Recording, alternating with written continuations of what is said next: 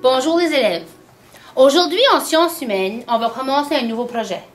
Le projet, ça va raconter l'histoire de Saint-Antoine, de nos ancêtres.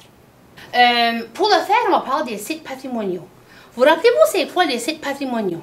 Sébastien. C'est des sites historiques à Saint-Antoine. Des lieux historiques. En plus de nos sites patrimoniaux, je vais parler d'Hilaire et d'Ida Leblanc. Eux autres, c'est un couple qui ont fait partie de nos ancêtres à Saint-Antoine. Imaginons qu'Alexis et Samantha sont Hilaire Leblanc et Ida Légère. Et imaginons que nous pouvons nous transporter dans le temps.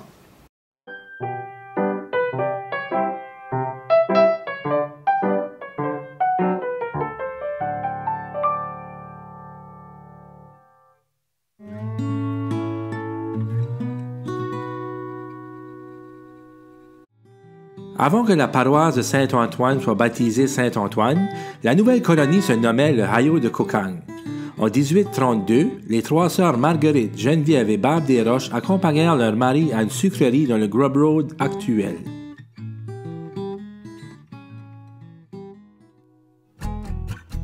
Les ancêtres Leblanc, d'Hilaire Leblanc, et les ancêtres Légère, d'Ida Légère, le couple dont on va étudier leur histoire, sont venus s'établir dans la région peu après la fondation du village de Saint-Antoine.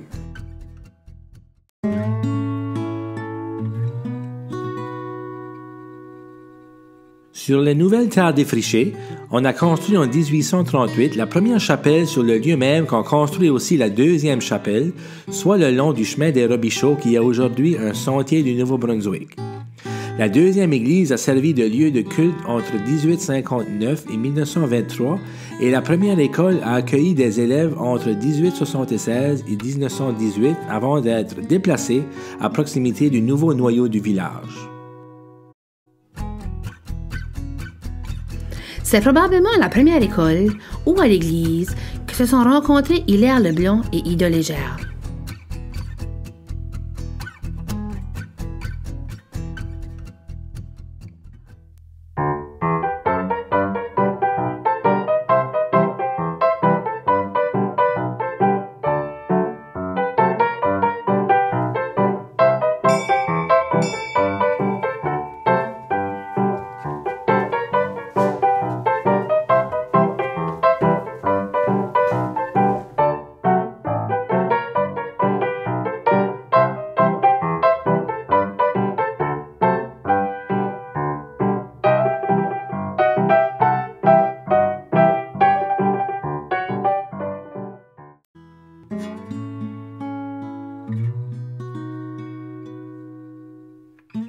Le carrefour de la culture acadienne a toujours été un lieu de rassemblement par excellence pour la presque totalité des activités culturelles et sportives d'envergure régionale, nationale et internationale depuis aussi loin que 1879.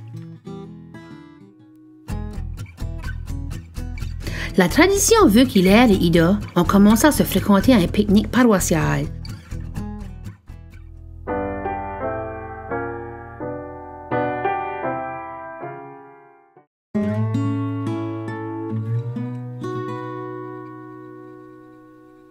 Le site des Moulins Légère Frères veut rappeler l'emplacement du premier centre industriel dans le village.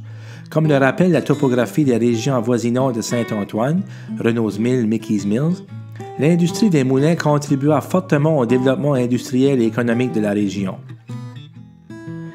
Les premières planches qui furent coupées au moulin à scie servirent à construire la maison qui a abrité la famille de Laurent Légère, dont Bella Légère, connue sous le surnom de Mère Jeanne de Valois, instigatrice du Collège Notre-Dame d'Acadie, diplômée de la Sorbonne et supérieure générale.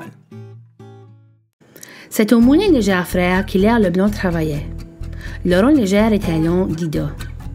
Mère Jeanne de Valois était donc sa cousine. Mais le malheur frappa en 1906. Le moulin brûla et Hilaire dut partir travailler au loin un bout de temps.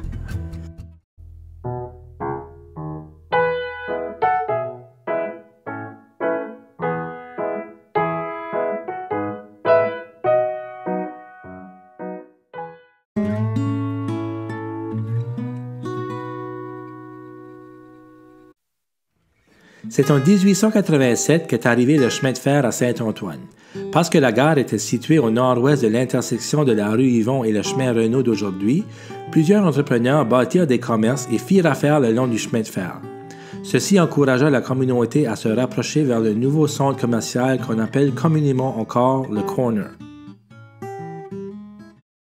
C'est à la gare de Saint-Antoine qu'Ida pleura le départ de son bien-aimé en 1906. Mais ça a l'air que c'est aussi à la gare en 1908 qu'Hilaire demanda Ida en mariage. Elle dut être folle de joie. Quel beau moment!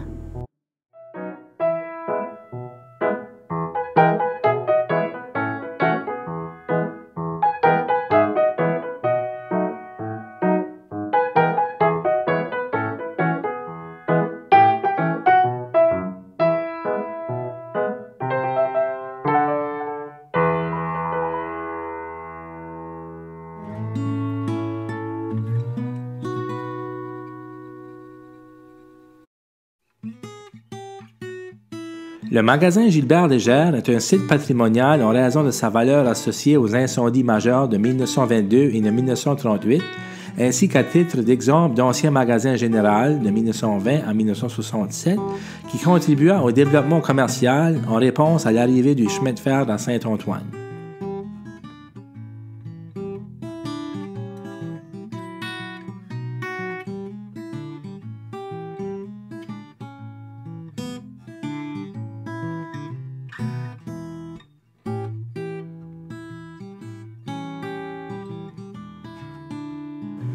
Hilaire a dû donner à Ida de l'argent qu'il avait épargné pour qu'elle aille avec sa mère au magasin général s'acheter une robe de mariée.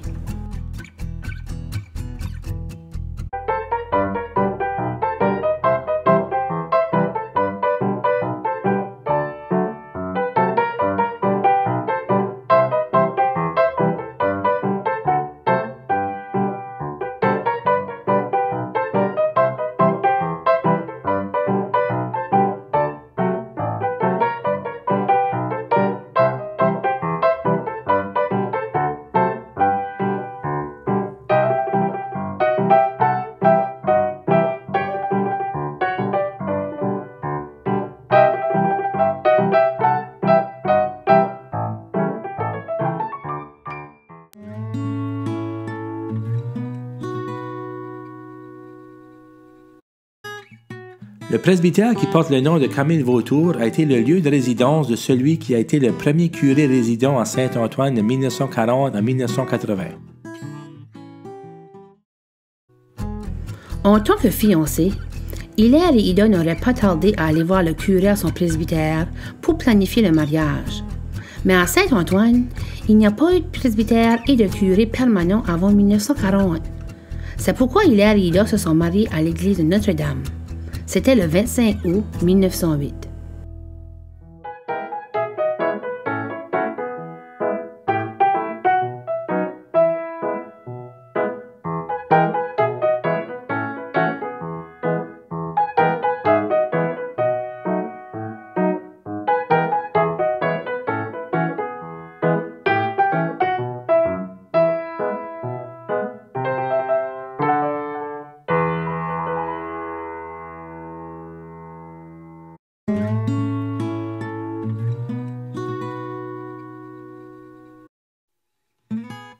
Depuis sa construction, l'église Saint-Antoine-l'Ermite est toujours la plus haute et dominante structure du village.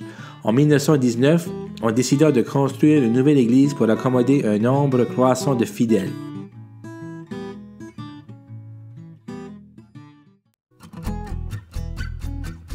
Hilaire et Ida auraient fréquenté la belle église de Saint-Antoine avec leur grande famille.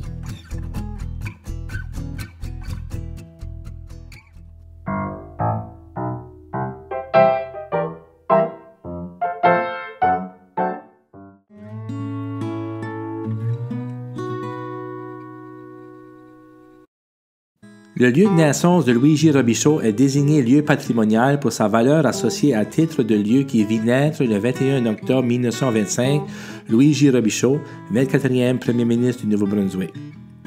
Premier ministre de la province de 1960 à 1970, Louis-J. Robichaud est le premier Acadien élu à ce poste. En 1972, il devint sénateur, fonction qu'il occupera jusqu'en 2000. Comme premier ministre, il a marqué la province à tout jamais avec le programme Chance égale pour tous et la loi sur les langues officielles. Dans la maison où est né Luigi Robichaud, il y avait un bureau de poste. Et le père de Luigi Robichaud avait un moulin derrière sa maison. Sûrement qu'Hilaire Leblanc a travaillé dans le moulin suite à son arrivée à Saint-Antoine, à partir du temps qu'il était jeune fiancé. Peut-être qu'Ida aussi a travaillé dans la maison de Luigi Robichaud.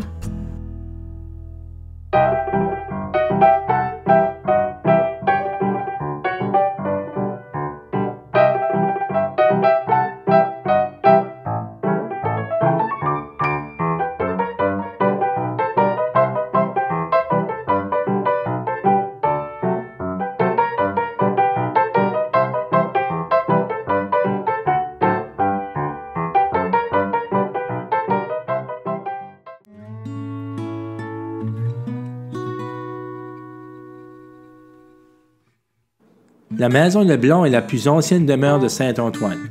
Elle aurait été construite par Raymond Leblanc de la Batture, aujourd'hui Chédiac, vers 1865. Tout de suite après qu'ils se sont mariés, ils se sont installés dans la maison du grand-père d'Hilaire, Raymond Leblanc. C'est la maison Leblanc, la plus vieille maison de Saint-Antoine, et c'est celle de vos ancêtres.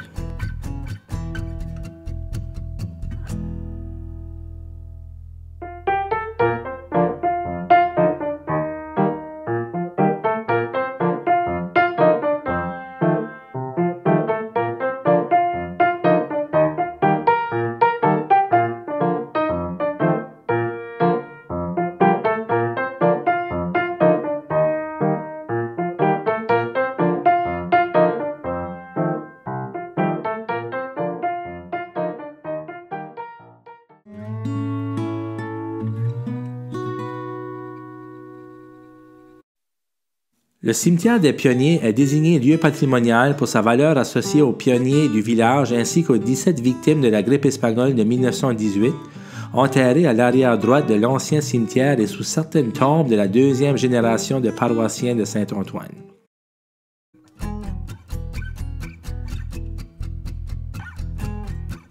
En 1918, à la suite de la Grande Guerre, la grippe espagnole fit ravage à Saint-Antoine, comme un peu partout au Canada et à l'étranger. Durant le mois d'octobre de cette année-là, 17 paroissiens et paroissiennes furent emportés par la maladie. Hilaire et Ida ont été témoins de cette tragédie.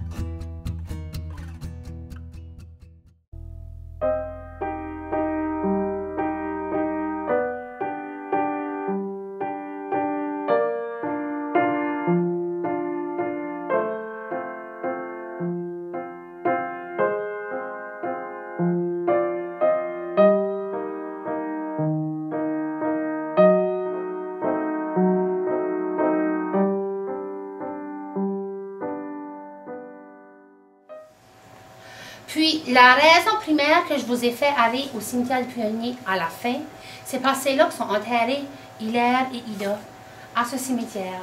Donc, c'est ça qui va conclure notre projet.